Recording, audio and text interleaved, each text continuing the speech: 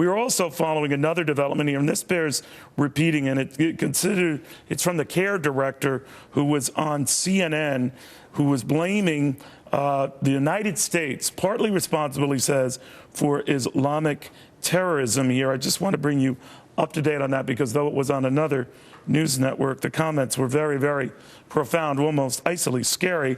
I want to get reaction to that from former State Department official David Tafuri. Now, what he is saying, this head of this Islamic group in the United States, is that our attitude and our policy is what has made some elements extreme. Do you buy that? I mean, I couldn't agree with that less. I think that's crazy for him to say that. You know, the U.S. has a very difficult situation here. We are trying to protect the country against terrorism. We are trying to liberate the areas that ISIS has taken in Syria and Iraq. And we're doing it in a very delicate manner here, trying not to offend Muslims, because many, many Muslims, the far majority of Muslims, are not supportive of terrorism. But at the same time, we have to be honest and realistic about who we're fighting here, and it's Islamic Muslim radicals growing out of the situation in Syria, now in Iraq, potentially in Afghanistan, yeah, but potentially David, what he's in saying Libya. is going one step further, quoting from this CNN interview, when we support, that is the United States, coup leaders in Egypt or other places, when we support dictatorship, oppressive regimes around the world that push people over the edge, then they become extremists, then they become terrorists. We are partly responsible. Again, this is coming from Hassam Yaloush, who, of course, is the head of CAIR, the Council on American Islamic Relations. What do you make of that? I mean, I can't agree with it. I don't agree with that either. Yes, the U.S. could do some things better in foreign policy, but this administration and the previous administration and the Bush administration actually took out dictatorships. Look at what this administration did in Libya, helping fight Gaddafi, helping remove Gaddafi, who was a vicious dictator. Look at what we did in Iraq, removing Saddam Hussein. There were problems with the way we did that, but we removed a dictator there. So that is not the reason that ISIS has spread and grown powerful. It grew powerful. What he's doing is blaming us. I think what he's stepping back and saying, if you're wondering about this aberrant behavior, and I guess he called out this aberrant behavior, you're partly to blame. Your policy is partly to blame. I heard that same type of lunacy after 9/11, and here we go again.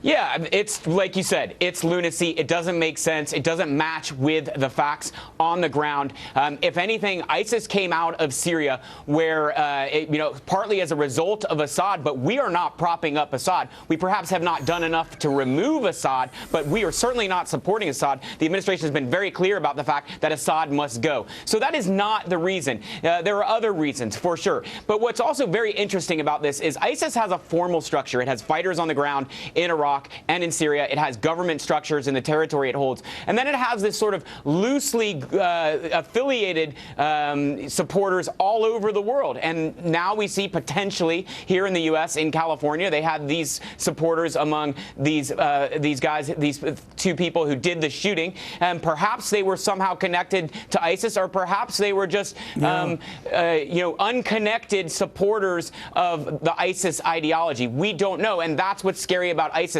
It's able to project its ideology and attract people, even people it hasn't actually had contact with. And cling to any excuse to do so. All right, David, thank you very, very much.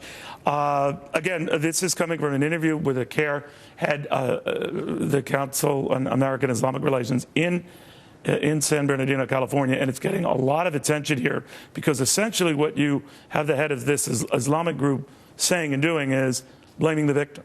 It's the victim's fault. It's our fault. Just like it was our fault that 3,000 people lost their lives on 9/11. We had it coming. It was our doing. You think of the New York Daily News front page, and I'm going to show you a new one that outdoes that one today. And you got to wonder whether we're all losing our minds. And the fact that we are seeing it right under our electronic nose on Facebook.